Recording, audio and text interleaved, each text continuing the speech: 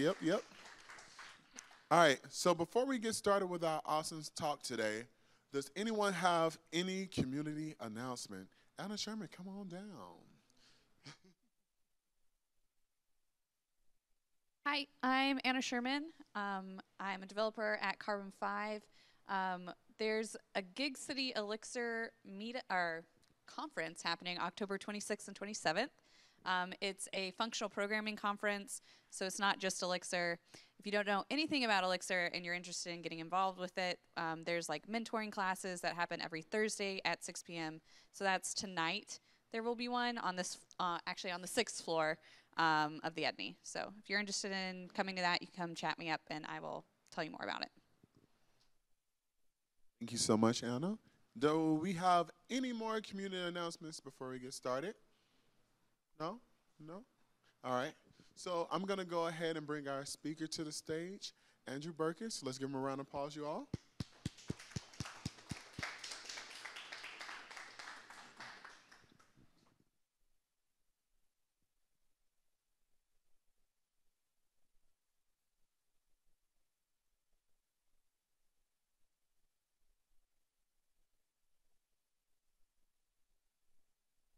Elliptic curve cryptography is of interest to the people who come here. So I decided I'd talk about elliptic curve cryptography a little bit and why it's a thing. And particularly like why, like if you go to GNU PG's page, which is the open source version of PGP, they have a little thing somewhere in there that says, oh yeah, elliptic curve cryptography is the future. And I sort of wanted to say or address, is that the case? Or is it a buzzword? What is it? All that kind of stuff. Before I jump into that, I want to talk about the two types of encryption that currently exist, which are we have symmetric ciphers and we have asymmetric ciphers. A symmetric cipher would be just the standard sort of like you have a passphrase and you have a document and you want to encrypt it and make it unreadable and like basically unanalyzable. And so for that we have stuff like AES, which is the advanced encryption standard. And those are very, very good ciphers. They've all been researched for 50, 60 years at this point. If you put something through AES and if somebody obtains the cipher, they're never really going to break it. It's a very solid cipher. The focus of the day would be asymmetric ciphers, in which you have a public key and a private key. And they're a lot slower than symmetric ciphers, but they provide us with a different kind of utility, particularly digitally signing documents. So if you want to make sure that something is signed by like Apple or Google, you would use an asymmetric cipher. And so what they can do is they can use like their private key to produce a hash. Basically, it serves as a signature. We'll look at that a little bit later. And you can then use the public key that they give out to verify that that's actually been signed by Apple or Google's key. Some terms to know would be the key space is something I'm going to talk about a bit. It's basically just key size. With the product rule in combinatorics, basically every bit you add to a sequence means that you multiply the total number of states by 2. So it just ends up being 2 to the n, where n is the number of bits. So the key space, if you have like a 128-bit key, would be 2 to the 128th. It's a very, very large number. Can't really brute force that. And a hash is just a way to turn some arbitrary number of bytes into a finite sequence of bytes. So if you have like a 3 megabyte document, you can hash that into like 512 bits. I want to talk about theoretical security a little bit. Because we know a way to have perfect secrecy to make things totally unreadable. And it's something that Claude Shannon expanded upon, I think in the 40s. And the basic idea is you monitor some sort of random number of events in nature, and you produce a completely random sequence of bits, and then you XOR those bits with whatever you're trying to encrypt. And since it's actually random, it's not pseudo-random, it's actually random, it's unbreakable, because there's nothing to analyze, there's no pattern to look for. The problem with perfect secrecy is that if you want to encrypt a 1 gigabyte file, you need a 1 gigabyte one-time pad, and that's completely unfeasible when you have like a zettabyte of data going around the internet today. So what we've settled for is imperfect secrecy. Theoretically, these are breakable problems. Like if you had infinite computing, they would be easy, obviously. But what we can do is we can actually take our imperfect secrecy and we can push it to the bounds where the laws of physics and thermodynamics prevent searches on the key space, large searches, from actually being feasible. And we'll look at that later. The first thing I want to start off with is just the classic Diffie-Hellman key exchange. The photo of the guy, that's actually Whitfield Diffie, who has the silliest name of any computer science I've seen. He's also like, he wears like a bolo tie and sandals, I think. So he's like the embodiment of the 70s computer scientist. So anyways, he and Martin Hellman, they helped develop the Diffie-Hellman key exchange, and that's the basis of all modern asymmetric cryptography. So there's no pre-shared keys, and this is, the really important thing is that like, I almost think of this as like the spy problem. Like if you were James Bond and MI6 wanted to send you a message, and they need to encrypt the message, obviously, how do they actually exchange like a key with you for the decryption process? And so asymmetric cryptography is really the only way we have of solving that problem on the internet. Before we get to that, though, I have to go over some more basic stuff. Modular arithmetic, if you don't know, it's also called clockwork arithmetic. It's basically just a way to create like a cyclic space. We do it all the time with like the example I'm using here would just be like a clock. Everything is mod 12. So if it's like 11 a.m., you have a meeting in 4 hours, you know it's at 3 p.m. It's the same thing as 11 plus 4 mod 12, which is 3. The next thing would be mathematical groups, which is sort of, I believe it's abstract algebra. It's basically, we want to take these very useful and powerful like algebraic constructs we have, like let's say like on the set of all integers, and we want to put them on other structures. Particularly in this case, we'll be looking at elliptic curves. So what we need for a mathematical group, we need a closure of the operation on the group, which basically just means that these are binary operations. So if you have like a number A and a number B in a set, if you apply this operation to those two numbers, it will produce a third number in that set. So you stay within the group with that operation. Associativity, we need an identity element as well, which for addition, that's just 0. For multiplication, it's 1. Every element has an inverse, which basically, like for a multiplicative inverse, would be some number times another number that would equal 1 mod when we're doing modular arithmetic. I'll show more of that later. In particular, what we want is commutativity. Commutativity is what's actually going to let us perform a Diffie-Hellman key exchange. The most important group terms would be order and generator for this. The order of a group is just the number of elements in the group. There are also subgroups, which I might talk about a bit. And then a generator is just any number in that group, in that set, that's capable of generating every other number in the set. And it's really important that you generate every other number in the set. And then what we do is we can take mathematical groups and we can it's kind of combining them to make something called a finite field in which you have defined all these different algebraic ideas like multiplication and addition. You kind of have division, but it's a little bit weird.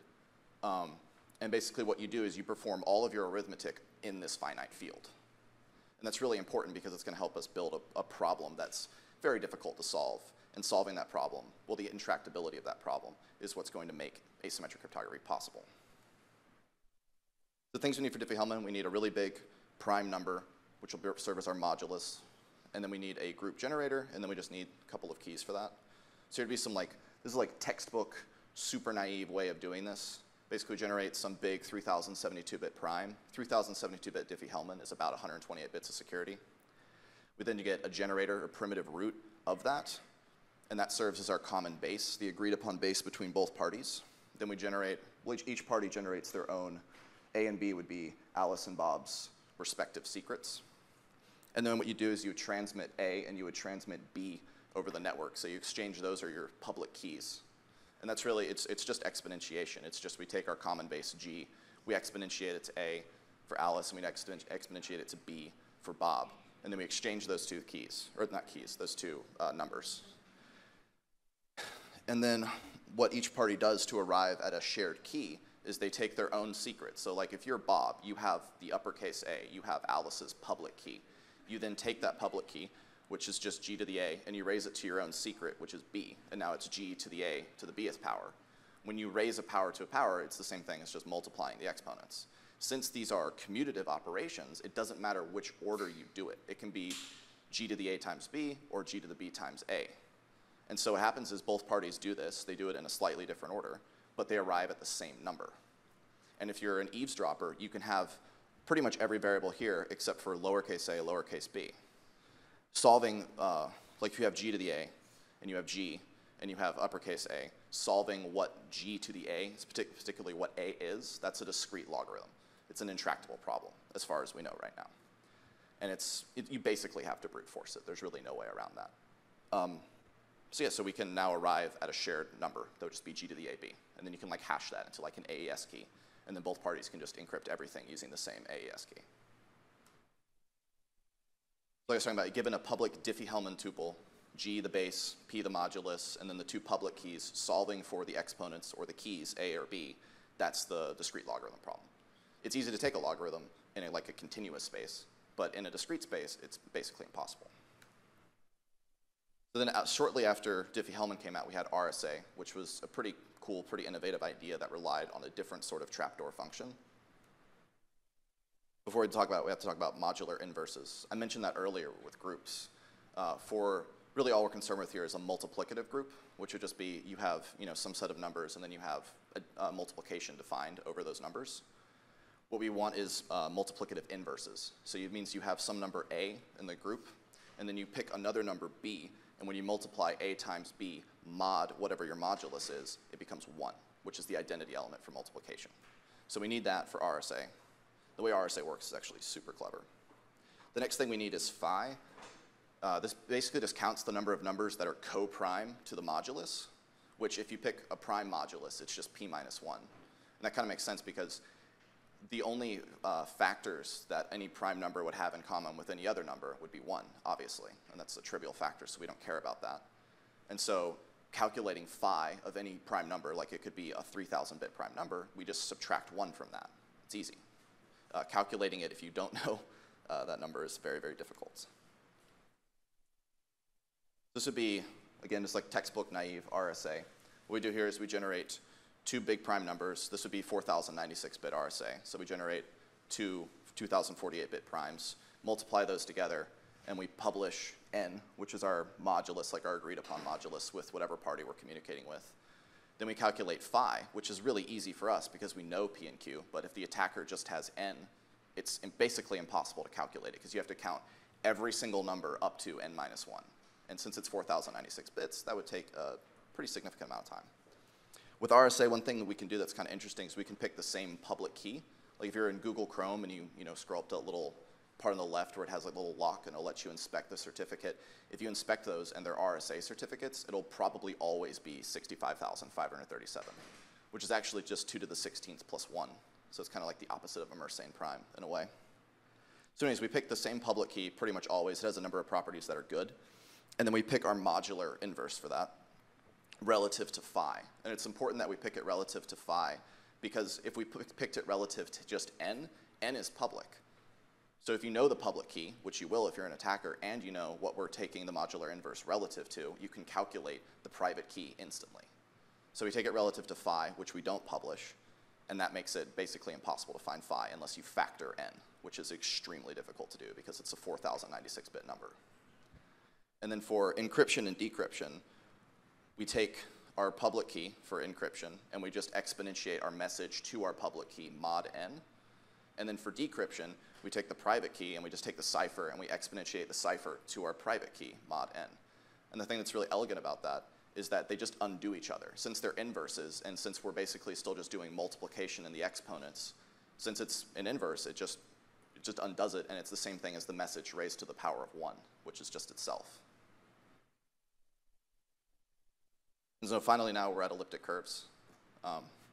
It's a really esoteric field, and the fact that anybody even came up with this idea is incredibly surprising because we're taking an elliptic curve, which would be like a continuous, like nice smooth kind of function if you were to plot it, and we're putting that over a finite field which only contains integers. So if you actually plotted it, it's just a bunch of dots.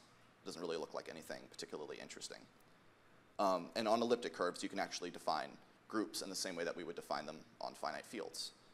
So they're symmetric about the x-axis, which means that every positive number has an opposite number that's negative. So we have inverses. We have an identity element that's a point at infinity, which is a weird thing in projective geometry. I'm not going to attempt to explain it. And then as far as the rest of it goes, I don't really want to get into it because it's all sorts of weird, gross-looking math. But anyways, the number one operation we have before we used exponentiation. Now what we're going to use is scalar multiplication. So we pick a vector of just two elements. So we just have like an x and a y coordinate. And then we just pick some scalar number. And that's basically, we just add that point to itself n times. And so that's going to make it, that's our main operation for elliptic curve cryptography. And this is good because it can be implemented really, really quickly. Modular exponentiation can be implemented to run at a time complexity of log base 2 of n. And n in the case of like that RSA we saw was 4,096 bits. And so it's just the size of the number basically that we're multiplying. And the same thing is true here.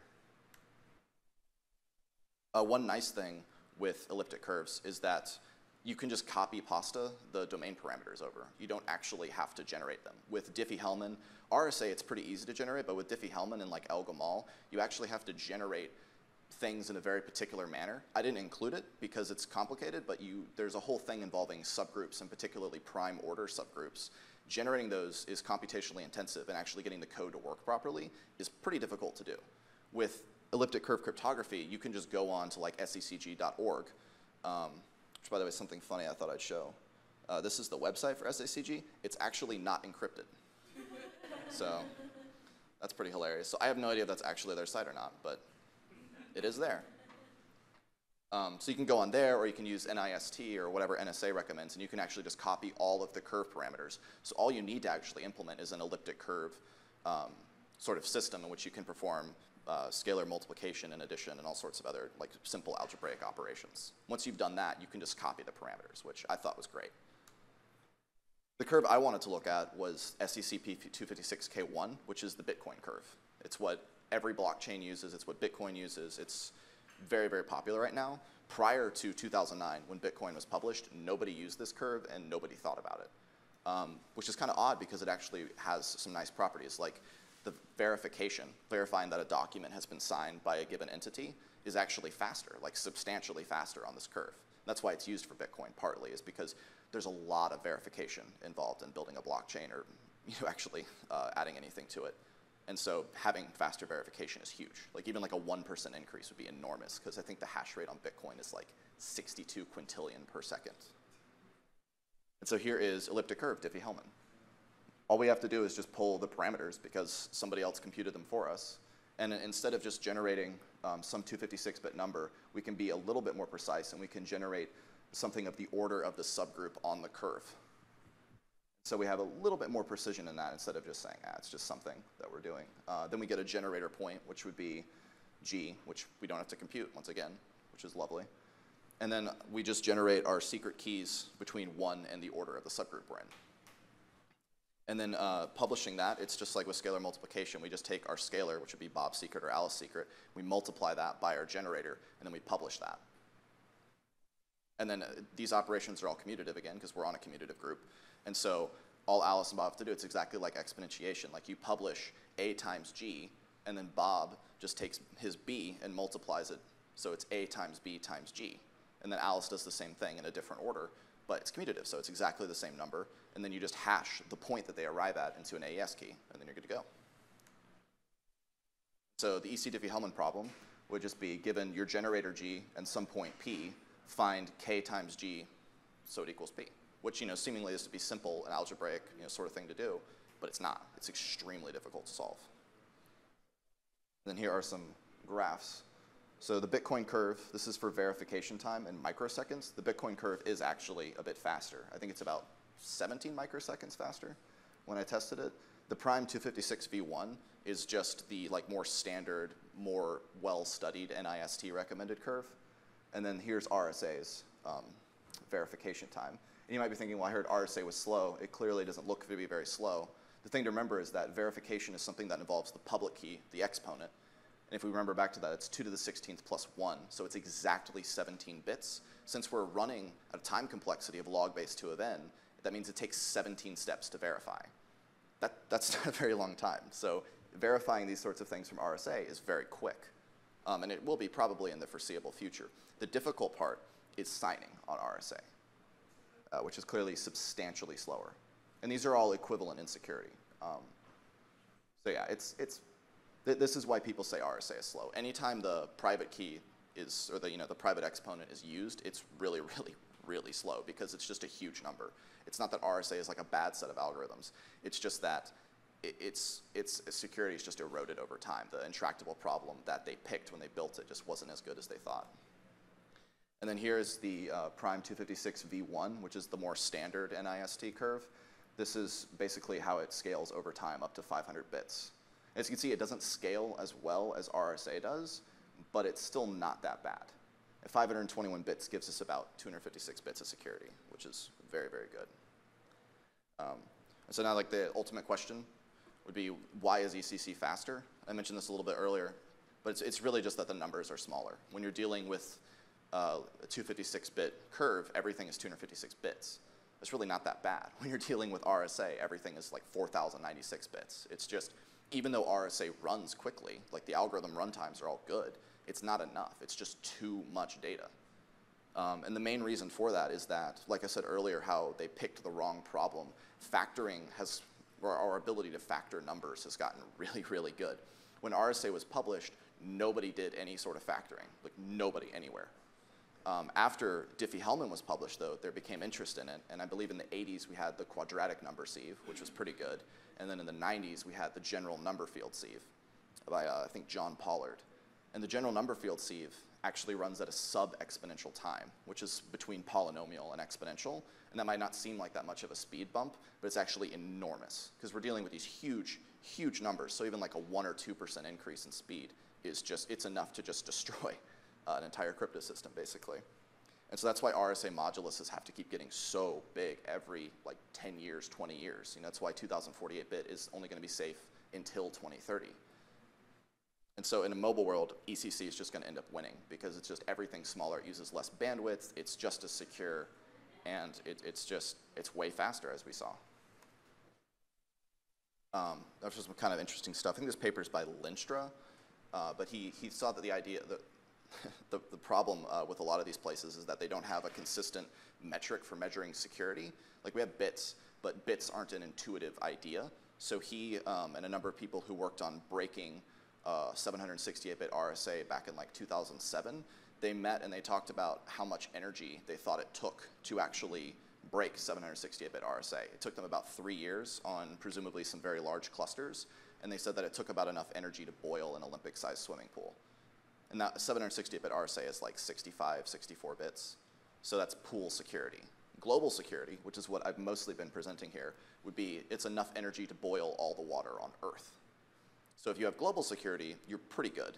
And the goal should be universal security, which is where if you were to take all of the mass in the observed universe, convert it into its energy equivalent, and then use it, you could then break the 256-bit cipher. But there would not be any energy left in the universe, so that would be kind of pointless.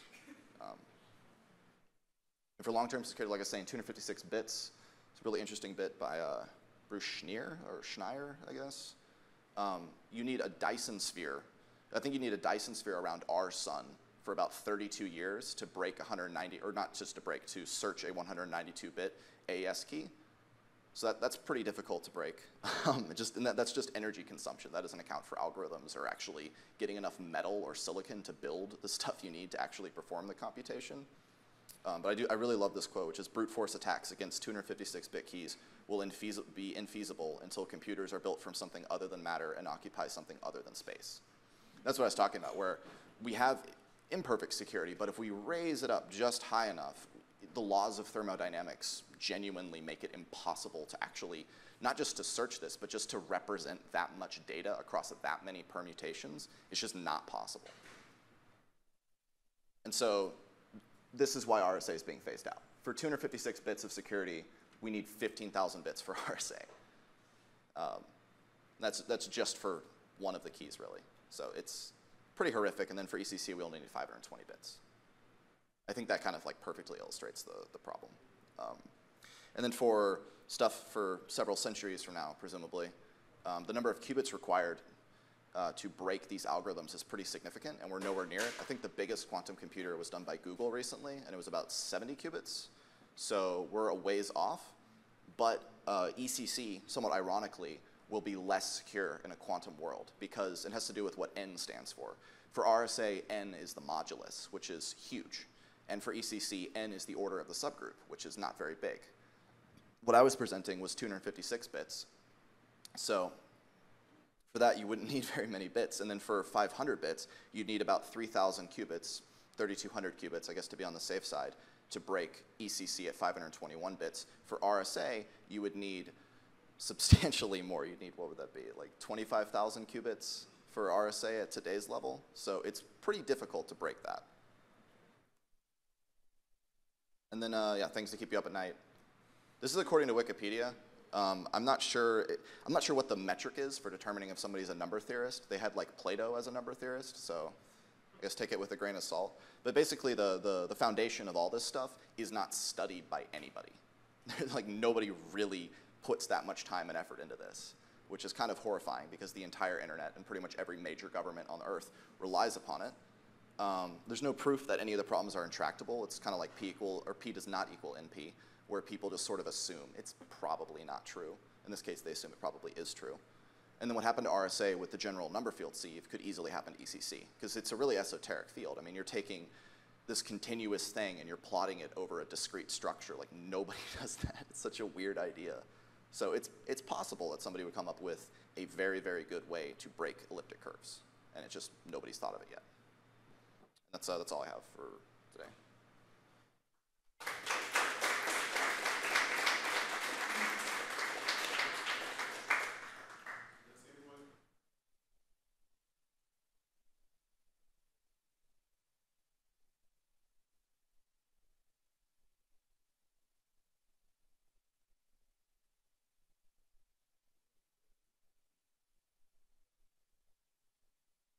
So earlier you were showing that in order to get 256 bits of security from RSA, you needed 1,500 bits, 15,000 bits. I can't remember the number. 15,000. So what's the relationship there? Like, how do you, like, what are you talking about when you say 250? You're not talking about key size anymore. You're talking about the runtime of algorithms. So for there's a bunch of attacks that all sound the same. I'm forgetting what the actual name was, but for one of the attacks, it runs at the square root of, I believe, the largest prime factor. And so I think forgetting exactly what the relationship is, it's really, I think if you go on Wikipedia and look up key sizes from the NIST, or even just go on NIST, they have the actual like breakdown of it. But it's effectively, it has to do with whatever the most, like generally you're presenting a couple of attacks. Like RSA relies on the discrete logarithm problem, and it relies on the intractability of factoring. So you're giving your attacker two problems, and it's like, which one do you want to solve? And so for RSA with the NFS, with the general number field sieve, like I think that's the reason. It has to do with the runtime of that. Okay, so if you have the sieve, if you're running the sieve on 15,000 bits, you actually only have to like do a search over 256 bits? Yeah, it's not actually equivalent to 15,000 bits. Like there's a couple of little hacky tricks you can do, and then the runtime of the sieve isn't actually that high because it's sub-exponential. So a new attack would erase the ECC effective bits. Like, yeah.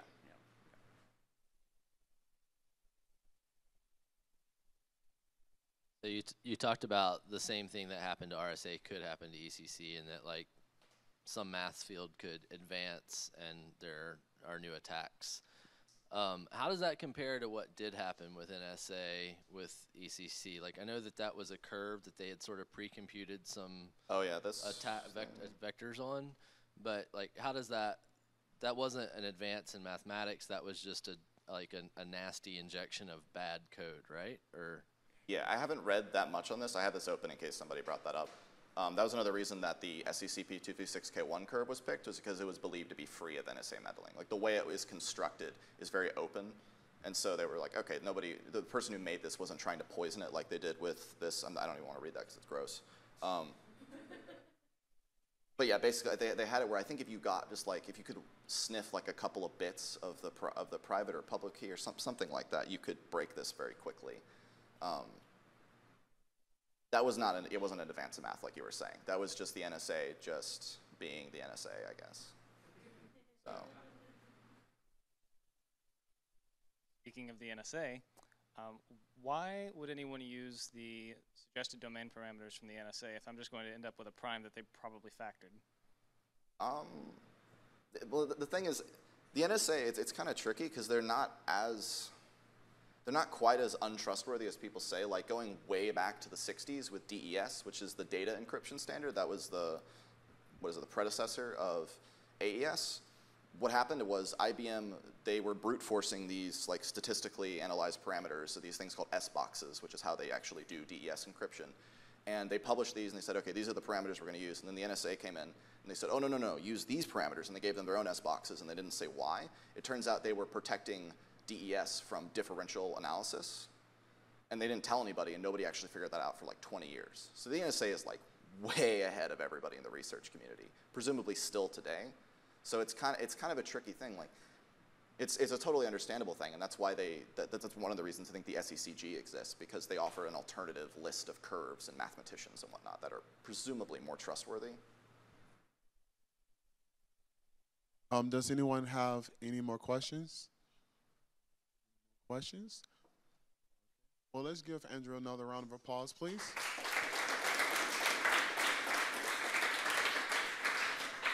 All right, and before we cut out, I want to just take the moment to say thank you all so much for giving me this opportunity to be a part of ChDev and for being able to stand up here and, you know, host. I want to give a shout out to Brett because he took a chance on me and saw something in me. I don't know what it is. Guess it's the smile or the ratchetness. I do not know, but I'm so happy to be here. Also, too, I just want to say thank you so much to like the organizers, because behind the scenes, they're what keeps this thing afloat, because my crazy self don't know what I'm doing half of the time.